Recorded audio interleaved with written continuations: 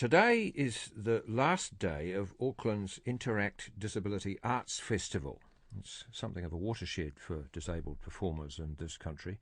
The first of its kind and a symbolic breaching of a barrier that stood in the way of disabled performers for a very long time, or forever for that matter. More than 150 disabled artists have been participating in the festival, which features everything from music and dance performances to workshops on circus, film and even ballet dancing. One of the headlining acts of the festival is Welsh actor and vision-impaired broadcaster Chris Talley-Evans. Later today, Chris will be performing his Tales of First and Second Sight at the Corbins Estate Arts Centre in Henderson. Chris combines stories drawn from his life in Wales with short film sequences, stories like this one. Frank is born first, September the 9th, 1911, without a middle name but with red hair. He is Ginger to his father and Frankie to his mother. Pat arrives later, in 1929, just in time for the Wall Street crash. Her middle name is Owen because they thought she'd be a boy. She really hates it. Frank's father is a tailor. He and the other tailors sing all day as they work. Pat's father is a miner working deep underground. Every day he comes home covered in the dust that will eventually kill him. Frank has an older brother Bert and a younger sister Lillian. Pat has an older sister Gwyn. When she grows up she looks just like the Queen. Frank hates school and plays truant, going swimming in the ducking pond. Pat loves reading and dancing and dreams of being a writer or a ballerina. Frank loves music and teaches himself the American organ. Later he will learn the piano and violin, playing professionally for a short time in the 1930s, a lifestyle he hates. Pat loves music too, but can't sing or play a note. This embarrasses her as much as her middle name. Frank's father dies suddenly, and Frank has to go to work to support his mother and sister. He has lots of jobs, a grocer's, an ironmonger's, a brickyard's, the Great Western Railway, and ends up working on Swansea docks, sawing the pit props that hold up the mine above Pat's father's head.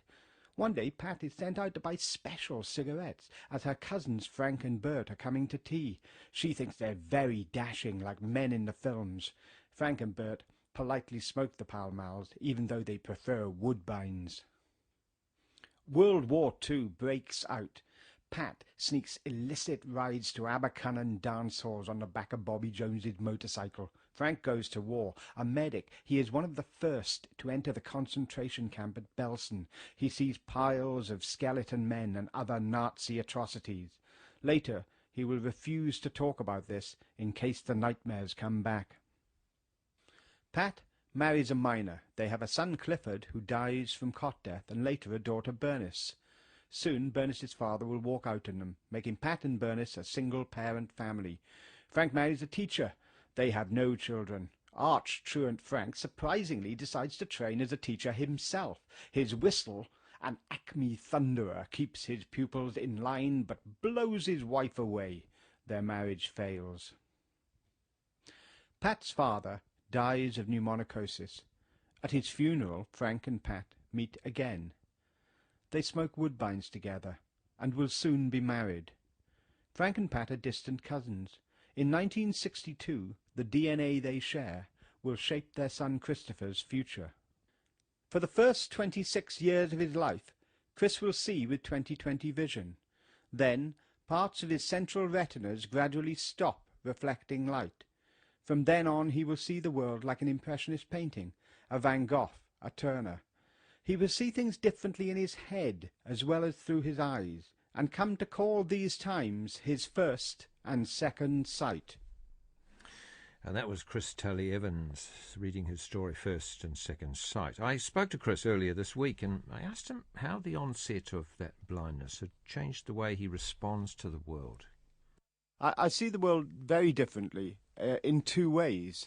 I literally see the world differently, in that whereas most people listening to this will see the world as a super sharp, high-definition action movie, I see it much more like an impressionist painting, like a Manet or a Turner, something like that.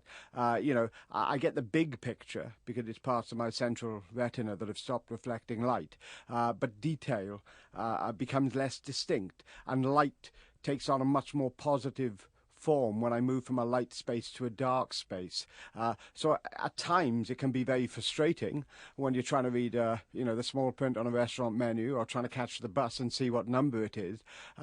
But at the same time, the world, it can be a far more beautiful place. People are much better looking because I can't see their zits and their wrinkles and, Yes. things like that. Yes, so there are some advantages. Yeah. It's also, though, changed the way I see things in my head.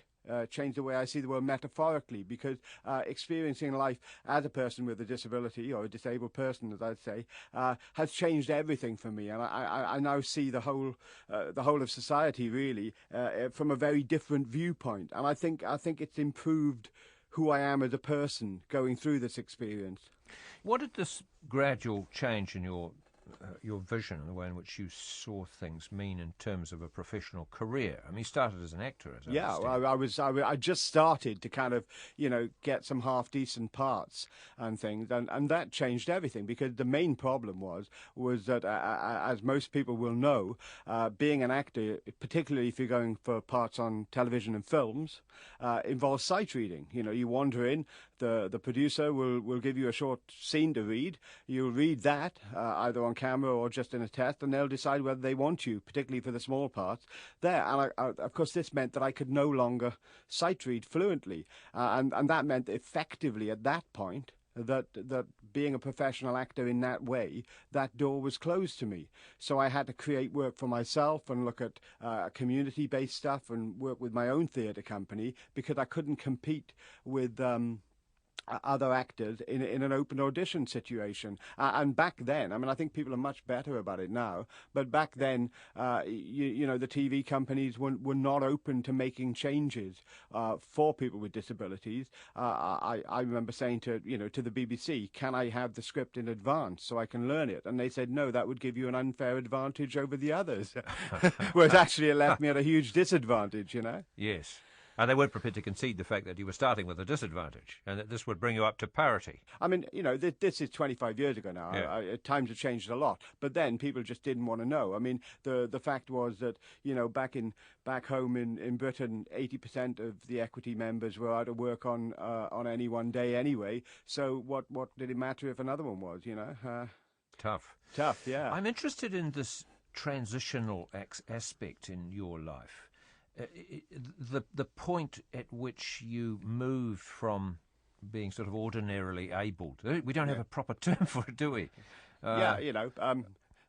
Mainstream. Not disabled, mainstream to being... Yeah. Yeah, I mean, I suppose it came just about the time I was around my 30th birthday, really, because even though it had been going on for 4 or 5 years before, I hit a point where I could no longer read standard text without a magnification aid, and that was a huge thing for me. I mean, reading it was and still is a huge part of my life.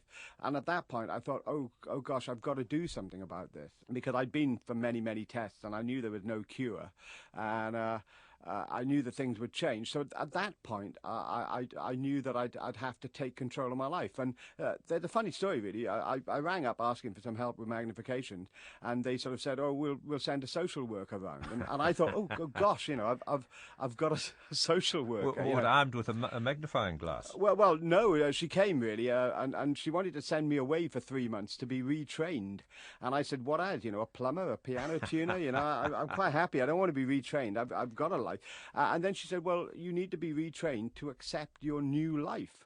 And I suddenly thought, I don't want to go away for 3 months to have a new life. I want to carry on having the life I've had. Because she said, if you expect to have as positive a life as you thought you were going to have, now this terrible thing's happened to you, you're going to be very unhappy. And I thought, well, I don't want to be unhappy. So what I said to her was, I said, I tell you what, I'll give you a ring if I need you. And I didn't go away and get retrained. I just kind of carried on forcing my way through and being bloody-minded and doing what I wanted to do. And I now say that was one of the best moments of my life, is when I said no to the conventional image of someone with a disability having to be a recipient of charity or to be just seen as sad, and I wanted to take hold of it and go forward in a positive way. Do you think institutionally we've managed to break down some of those straitjackets, if you like? Yeah, the barriers. The barriers, the walls. I think we're getting better at it. Yeah.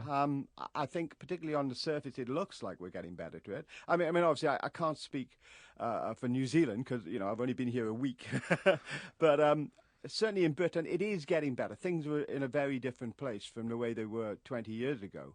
However, it's a tough world, particularly if you're in the entertainment business or the media. They want people who look a certain way, who sound a certain way, who act a certain way. And if you don't fit that mold, whoever you are, life can be hard. And I think particularly if you've got a disability, you may not fit that mold in the same way. It's still very tough to get through, and it's even tougher if you're a disabled person. Come around the 3rd of December when it's International Day of Disabled People, and we all get a gig. But for the rest of the world, people just tend to forget about us. You've tended to produce humour out of disability situations. Yeah. The strange and rather awkward and Yeah, well, I just say if everybody else would only act normal around disabled people, there wouldn't be a problem. The problem is as soon as you say you've got an impairment or a disability, everybody starts acting weird, and they seem to throw their brain out the window. The times people go, oh my God, oh no, oh are you, oh gosh, really, oh I don't know what to do now. Oh, I mean you don't look it, do you? I mean why don't you wear glasses? And I go, oh you genius! If only I thought of that. You know? But we tend, that's true. I mean, we tend to walk on eggshells. The most important thing is not to offend. Yeah, I think if you look at it historically, when I was a kid and there were very few black people around in South Wales, people used to walk on eggshells around black people, Yeah. They'd wonder whether they ought to be talking about, I don't know, mud huts and tribal stuff. Whereas now, we don't do that anymore. We're used to a multicultural society. And I think because disabled people have been, quite literally locked away out of sight in special schools and institutions and places, and because, public places haven't been accessible for us, people didn't know how to react. And I think the only answer is as more disabled people come through and start having jobs and families and lives and things, it'll get easier and easier.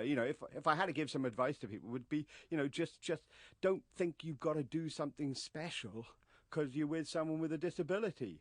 Just be like you would with any other person, and it'll all be fine, pretty much.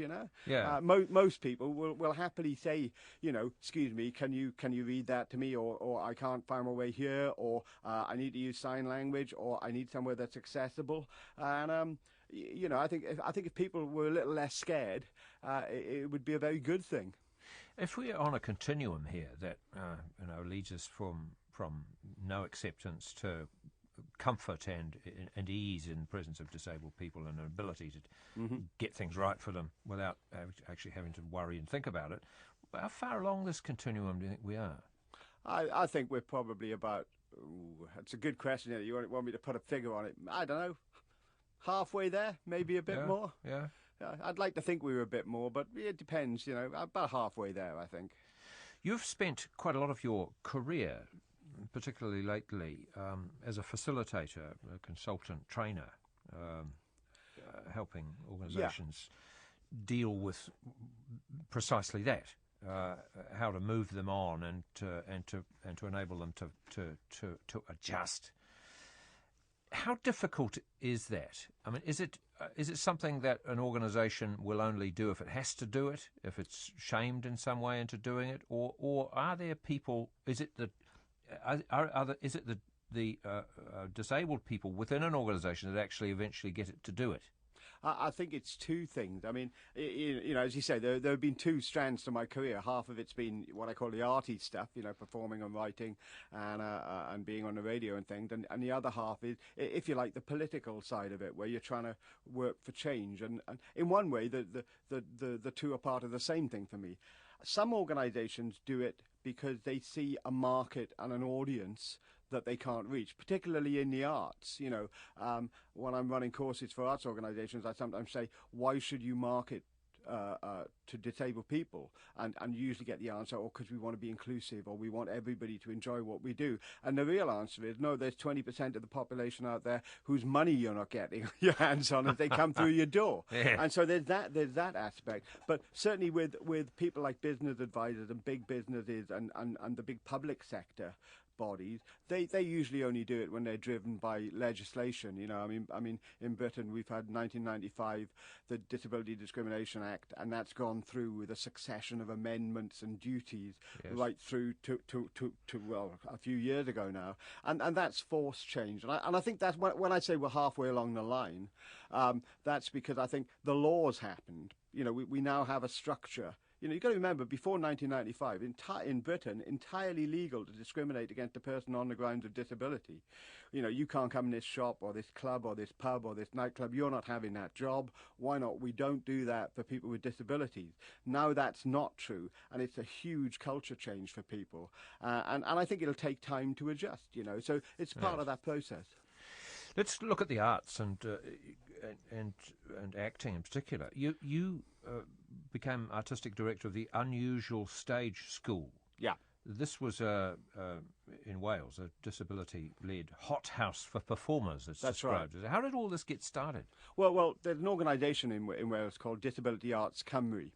Cymru being Welsh word for Wales, I'm sure you know, which exists to foster inclusion in the arts by mainstream arts organisations, and of course to promote disabled people as artists in their own right. And one of the things that they wanted to do was, Wales didn't have, we had inclusive arts groups where people with and without disabilities work together. Particularly people with intellectual disabilities or learning difficulties. What we didn't have was a theatre company that was controlled by disabled people, staffed by disabled people, and that took, in some sense, what we call disability art, which is taking the experience of being a disabled person as the inspiration for the creative process. So the Unusual Stage School was formed, and was this a first in the UK? Not in the UK. The UK had a theatre company, had a number of disabled people's companies. The most famous one being Grey Eye, who are a London-based company. The difference for the Unusual Stage School was that most of them either work with people with learning difficulties or intellectual disabilities, or people with physical and sensory impairment. The Unusuals, we put everything together.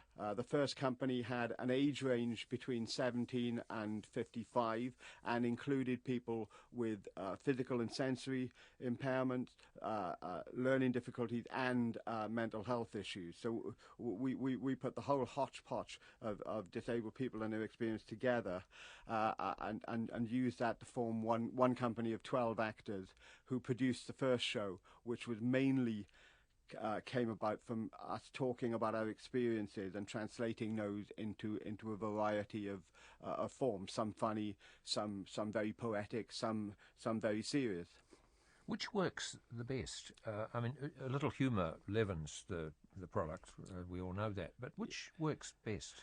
I think they both work in different ways. You know, in the first show, The Unusual Stage School, there was a young lady called Caris Williams who did a fantastic poem, which was "Take a good look at me. I don't care what you think." And to see a very good-looking young girl enter the stage and just say, you know, you've got to take me who I am, you know, in a very powerful way. At the one moment, had the audience, you know, kind of on the edge of their seats and with tears in their eyes. And then the next moment, when we all came on and we did Blind Date with blind people, you know, and there was this almost shocked reaction of, oh my God, can they actually do that? You know, and I suppose we can laugh because it's them, you know, and it was this huge sense of relief after. So I think they both got their place, and they can both be equally valid, you know, tools for change. And you know, you got to forget, the aim is to produce good, exciting live performance and theatre. You know, the message is secondary in one sense. The first thing we want to do is to entertain people and to make them think. Yeah, but the message is, the underlying message is an important one, isn't it? Not always. The second show we did was a performance piece, a bit of a happening really, that we did in the Wales Millennium Centre, and that was called Moulin Rouge, and that was based on a picture by Henri de Toulouse-Lautrec. Yes. So the fact that he is a disabled artist informed our choice, but what we did was we just brought the picture to life and the characters. The picture is at the Moulin Rouge, which actually Lautrec himself is in the picture, and many of his friends and the dancing girls he mixed with. And so we brought the picture to life and moved them around and put them in a modern context. You know, they went and got drunk in the bar and bought stuff in the gift shop and had an occult seance in the cafe, and then ended up gradually back in a large picture frame which was on the stage and formed the picture at the end. And it worked very well because we worked with the audience and they found out a bit more about Lautrec, but also you know, the point of it was not disability in a modern context, even though the performers were all disabled people. So what sort of audiences do you target? I mean, are they middle-aged to more mature people, or are they kids? I mean, I suppose it depends on the product, really. Well, to be honest, I've never particularly set out to target one particular audience. In the main, we've performed at what have been disability arts festivals, although the first show was in a mainstream theatre, and we got a very, very mixed audience. We've had very young people, you know, people bring their kids along, and quite a lot of the sort of, you know, 30 to 55-year-olds, I'd say, would be there, as the artist said. But no, not one particular audience, really. People who are just interested either in theatre or in the work we're doing. Storytelling has become a central part of certainly what you've been doing. Yeah. And this Tales of First and Second Sight that I think you completed, last year? That's right. A series of live digital stories. How did that come about, and what was the coherence to all of those? It came about in a very serendipitous kind of fashion. I had been doing a number of things separately. I'd been working on theatre shows with the Unusual Stage School, but it was a difficult product to take anywhere else because I needed, you know, a theatre company and a space and a set and all the trappings of a group of people.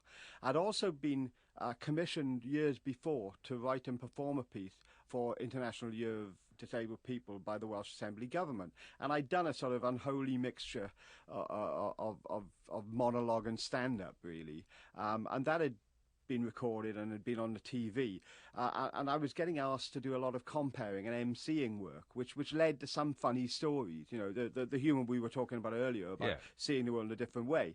But I didn't have a vehicle for that beyond being asked to stand up and talk to people. And then I made some radio programs. The Radio 4 series I made was called My Mile of the River, and I live next. The Wye River. Yeah, I live next to the River Wye in Wales. It runs about 50 yards from my house door, and so it was taking somebody who sees things in a different way, but also lives a very ordinary, you know, not very rich, financially rich life, right next to a stretch of water. And it was attempting to find the common themes of, you know, everybody's got their favourite piece of countryside or water, and what happens when you just examine that for a whole year, and distill it down into 5 15-minute programmes, which is what we did. And so I had the series, and I was trying to think, well, how can I bring these two things together?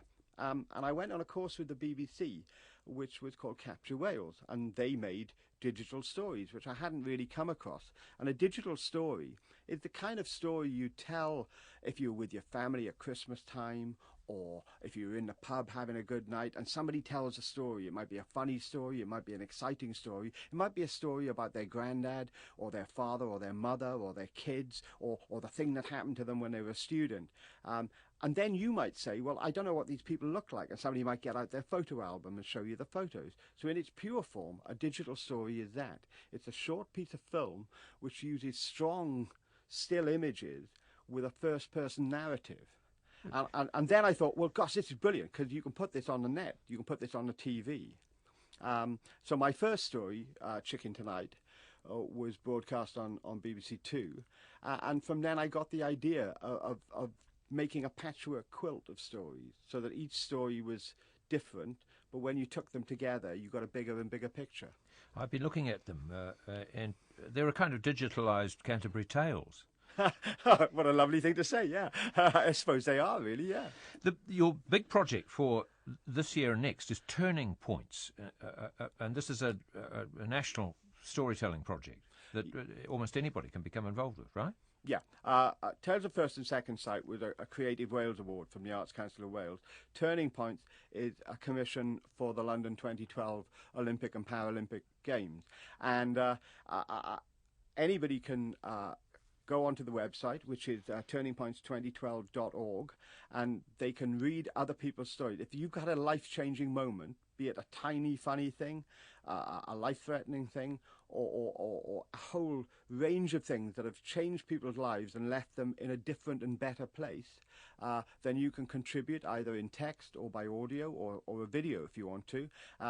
I've got more than 100 stories on the site so far, including some very famous people like Sir Roger Moore, 007, James Bond. He sent me a story. 3 times world racing champion Sir Jackie Stewart sent me a story, and of course people you've never heard of, ordinary people with extraordinary stories to tell. So all the stories come through and are featured on the site, and then I'm taking 6 of them and weaving them together into a sort of super digital story, and that will be screened as part of the Cultural Olympiad in Wales and in London next year. Will there be scope for a series about triumph over disability? Certainly that forms a part of it.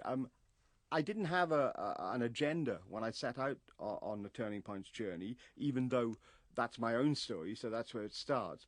However, the disabled community have reacted to this hugely, even more so. It's considering that we're 20% of the population. Than many other people. So that is a big theme. Disabled people telling their extraordinary stories weaves through. But what we also show, I'm seeking to show, is that a life experience, it's to find common cause, really, between people's life experiences and disabled people, because we're far more alike than we're different. Yeah. Would there be any kind of festival around the Paralympics? There's a festival called the Cultural Olympiad, which runs throughout the whole of the Olympic and Paralympic period. What